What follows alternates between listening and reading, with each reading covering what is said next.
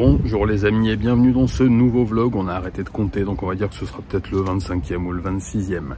Aujourd'hui je suis à Tachiagawa, un petit quartier de Shinagawa. Certains d'entre vous ont vu passer une photo il y a quelques jours sur mes réseaux sociaux, celle d'un homme que j'admire particulièrement, enfin entre autres, et qui va être au centre de beaucoup de récits dont je vais vous faire part dans les jours et les semaines qui viennent. Voilà, certains d'entre vous ont peut-être déjà compris de qui il s'agissait. Il est juste derrière moi, Sakamoto Ryoma.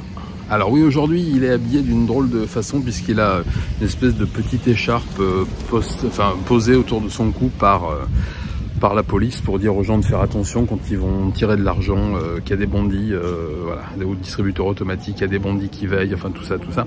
Donc notre bon Ryoma est là pour les protéger. Alors j'ai posé une photo, j'ai posté une photo l'autre jour de cet homme admirable.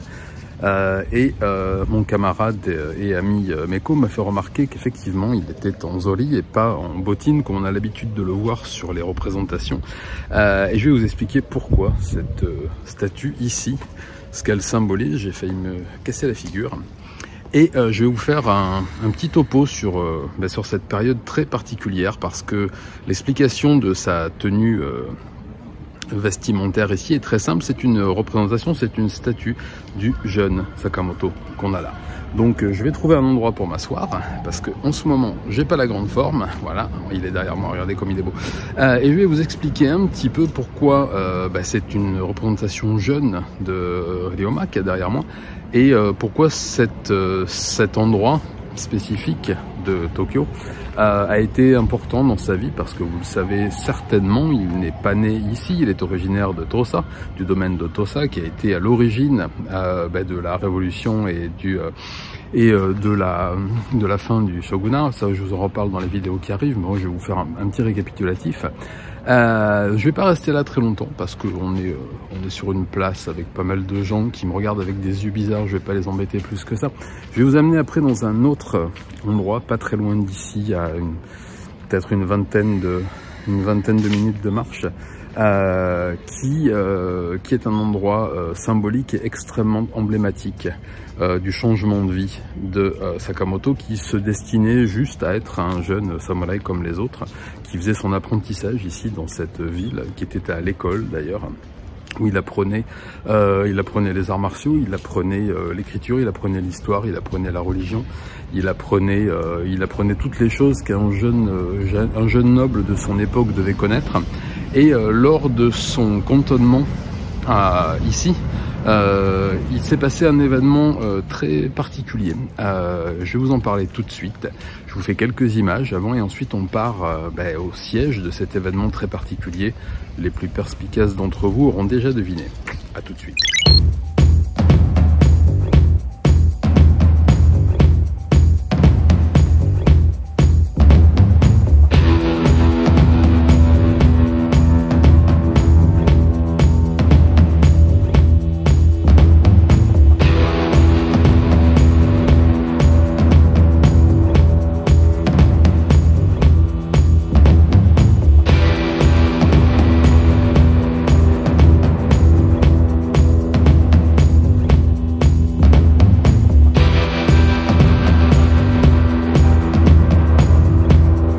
Et voilà les amis, nous voilà arrivés à destination. Et que voyez-vous derrière moi? Un magnifique canon, une espèce de bombarde, un petit canon court.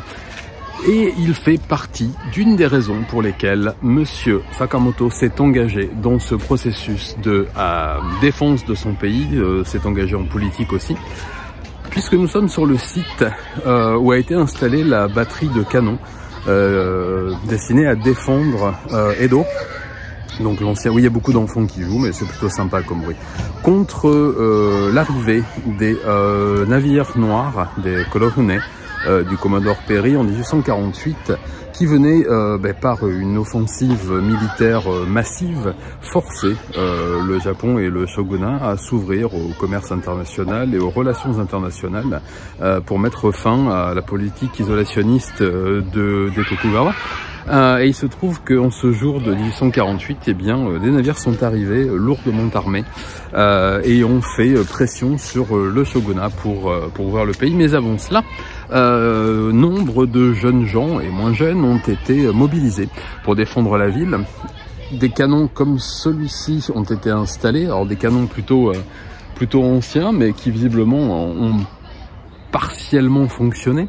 Il se trouve que parmi ces jeunes gens, il y avait comme j'ai dit, un jeune samouraï qui faisait ses études d'à peine 20 ans, qui était Sakamoto Ryoma, et qui a participé à la défense de Edo et qui a donc pris conscience que la menace pouvait venir de l'extérieur et que les guerres entre les daimyo qui avaient cours, on va dire, depuis des siècles et des siècles, voire même plus d'un millénaire, voire quasiment presque 2 millénaires. Vous verrez, il y a un petit hors-série, hors-sujet spécial qui arrive là sans tarder sur certaines périodes de l'histoire japonaise. Il a pris conscience donc ce brave Ryoma, avec tout le respect, et Dieu sait si j'en ai, du danger potentiel qui pouvait venir de l'extérieur et donc de l'urgence pour le pays de se moderniser, d'adopter des technologies étrangères, occidentales, de changer d'armement, parce que ce que vous voyez derrière moi constituait à peu près le plus moderne de l'armement du shogunat. Il y avait bien sûr des armes à feu, mais assez peu. Et c'est pendant cette défense justement de la baie que Ryoma, en fréquentant des sous-officiers et des officiers qui eux avaient déjà pris cette espèce de conscience, c'est là où il a commencé à échanger avec eux la possibilité peut-être que le shogunat, et plus particulièrement celui des Tokugawa, je vais me mettre un peu à l'ombre, avait fait long feu et qu'il y avait peut-être une autre solution. On en reparle tout de suite.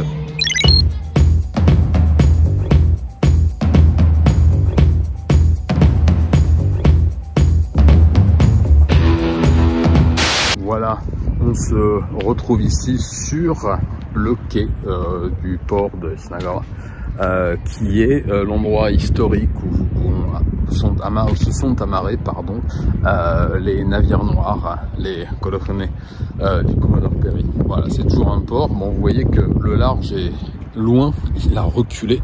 Je vous amènerai peut-être faire un tour sur le dernier coin de plage qui reste de cet endroit qui était vraiment sur l'eau, hein, parce que les canons, là, le canon que vous avez vu, que je vous ai montré, était vraiment au bord de l'eau. Là, ils ont un peu reculé. Bon, il y a encore un petit port avec pas mal de chalutiers, de bateaux de pêche, pardon, mais aussi pas mal de bateaux de promenade, des bateaux restaurants, etc.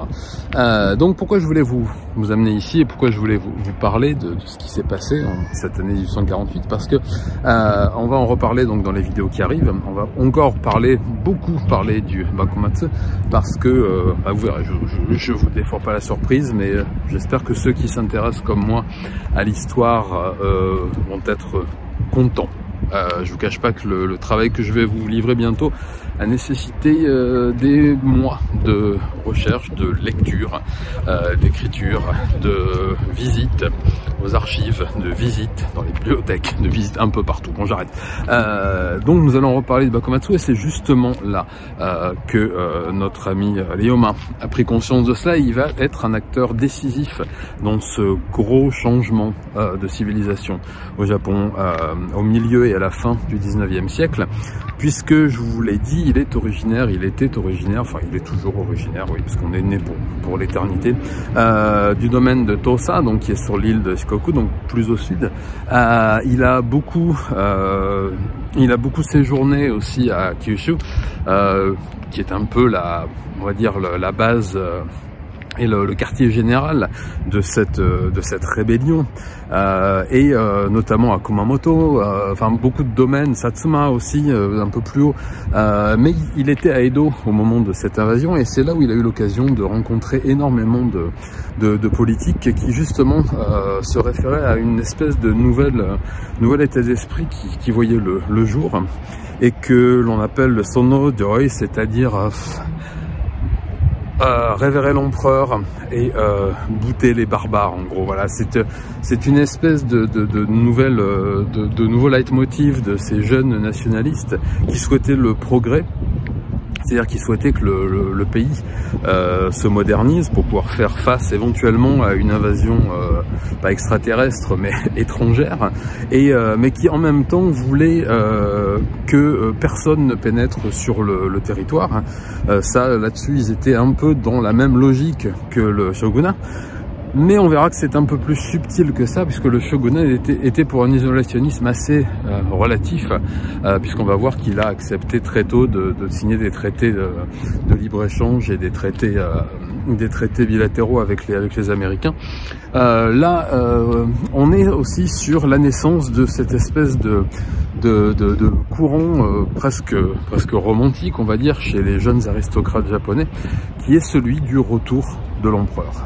Parce que le shogunat, comme vous le savez, c'était un système féodal militaire, autoritaire, et qui n'avait pas chassé l'empereur. L'empereur était entre guillemets détenu, même si c'était pas de la détention, disons qu'il était dans son château de Kyoto, qui était la capitale impériale, pendant qu'à Edo, donc l'ancien nom de Tokyo, c'est le shogun qui gérait les affaires, qui déléguait par son système féodal au daimyo et qui gérait donc les affaires dans les domaines.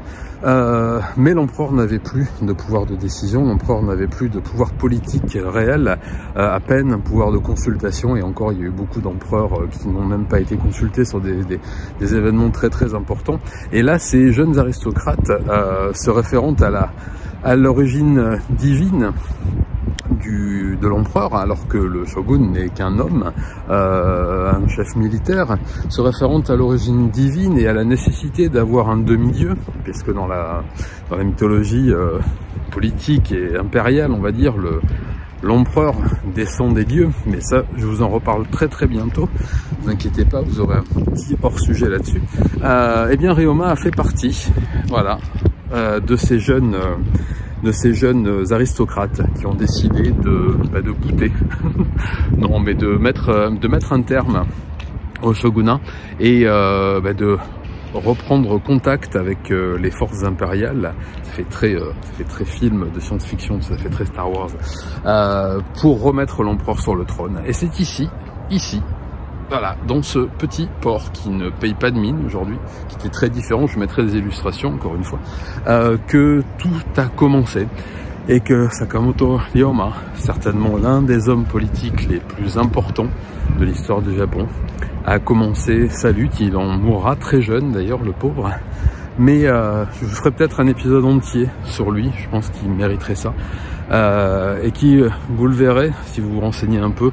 Faites 2-3 recherches dessus, mais comme je dis, on va en parler, mais regardez un peu de quoi a été fait sa vie, vous verrez que ça peut être un modèle pour pas mal de monde. Allez les amis, j'espère que ce petit vlog vous aura plu et appris quelque chose. Ah non, ça c'est pour les grosses vidéos.